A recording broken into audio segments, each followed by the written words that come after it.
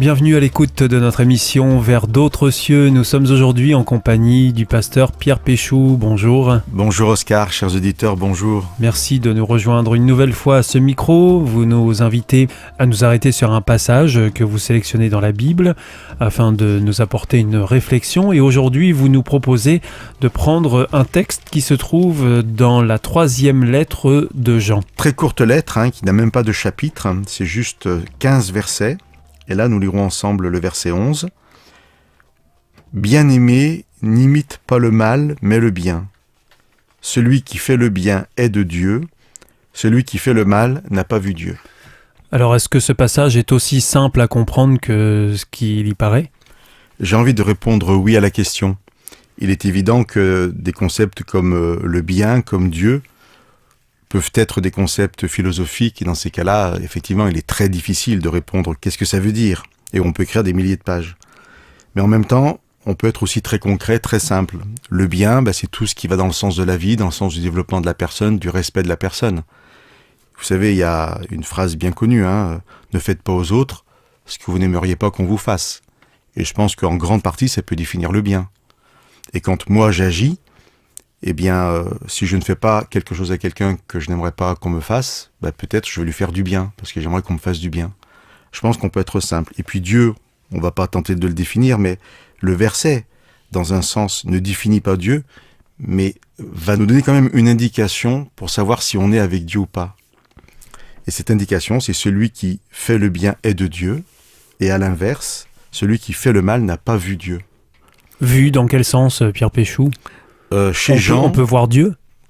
Alors on ne peut pas voir Dieu, mais je pense que chez Jean, très souvent, et dans ce passage particulièrement, le verbe voir est synonyme du verbe connaître. C'est-à-dire, je ne peux pas dire que je connais Dieu, que j'ai vu Dieu dans ce sens-là, que je connais Dieu, que je sais qui est Dieu, que je me réclame de Dieu, si je fais le mal. Alors, parfois on peut être amené à dire je te fais du mal, mais c'est pour ton bien. Et c'est terrible comme phrase, parce que c'est la porte ouverte à tous les excès. Pour le bien de quelqu'un, je vais le contraindre, je vais le priver de ses libertés, mais c'est pour son bien. Alors je reviens peut-être au petit proverbe de tout à l'heure.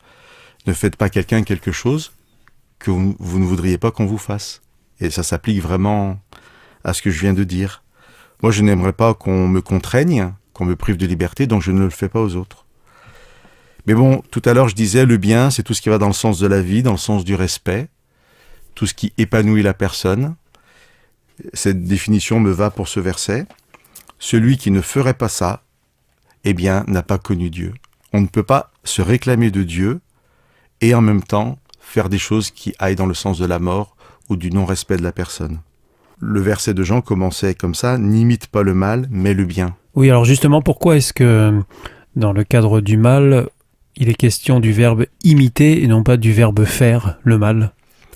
Parce que je pense qu'on est influencé par ce qui nous entoure, parce qu'on est influencé par le comportement de certaines personnes. Et si cette personne, nous ne la respectons pas, on n'aura pas tendance à l'imiter.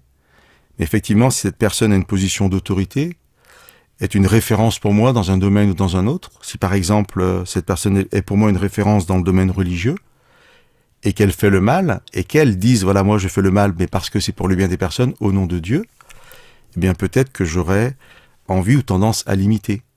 C'est pour ça qu'en fin de compte, ce verset, effectivement, j'ai dit au début qu'il était simple, on allait le prendre de façon simple, mais il est très profond, il va très loin. Il nous donne un cadre vraiment précis.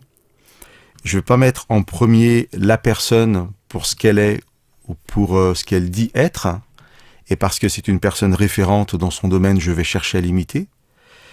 Ce que je vais prendre comme cadre, c'est est-ce que je fais le bien ou le mal ? Rien ne justifie de faire le mal, en fait. C'est ce que dit ce verset.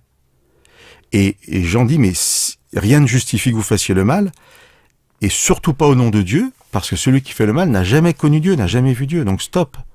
Nous sommes invités, en fait, à peut-être faire une pause dans nos vies, voir nos agissements, nos actions, nos motivations, et puis voir si ça épanouit les autres, si ça va dans le sens du bien ou pas, et tout le monde a une connaissance du bien quand même. Et c'est une invitation en fait à se poser cette question, et ensuite à imiter les personnes qui font le bien. Alors Paul, qui est un grand auteur dans la Bible, dira « j'imite le Christ ». je suis obligé de finir en fait par ce verset de Paul. La Bible et le Nouveau Testament en particulier va nous présenter le personnage de Jésus-Christ, qui est venu vivre parmi les hommes pour dévoiler ce qu'était vraiment Dieu et l'amour de Dieu. Je le dis souvent à ce micro. Et ça sera mon invitation pour chacun de nos auditeurs de pouvoir, à travers la lecture des évangiles, rencontrer ce Jésus et pourquoi pas l'imiter, parce qu'il était toujours dans le bien et l'épanouissement de l'autre.